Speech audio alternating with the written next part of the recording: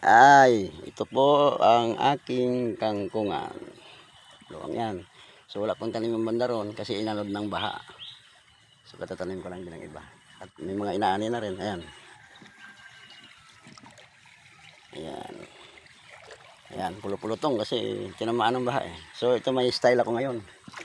Ito ay pwede nyong gayahin kapag may ganito kayong taniman ng kangkong. Ayan, nakita nyo ito yung kawayan na yan. Ayan. Sa dalawa, tatlo. So ano na yan, subok na yan. Nang bumaha, umangat lang yan. Umangat. At hindi niya kayang ano rin yung kangkong ko. Umangat yan. Oh, ito, may tali oh. Ayan. Tiba yan, hindi niya kayang putulin yan. Yun yung cable ng ano eh. Mga sky cable, mga ano, yung mga internet. Ayan. Tiba yan. So tinali ko dyan yung kawayan. Ayan oh.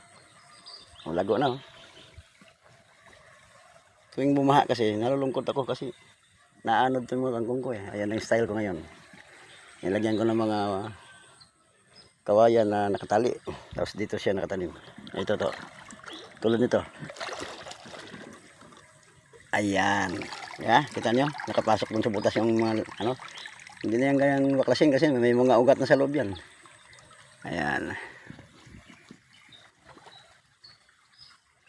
Ayan. Ito po yung videos ko. Paki-like nyo po. Paki-follow. Ayan. Si Master EG po sa YouTube yan. Pero dito lang. Gundan ito rin pangalan.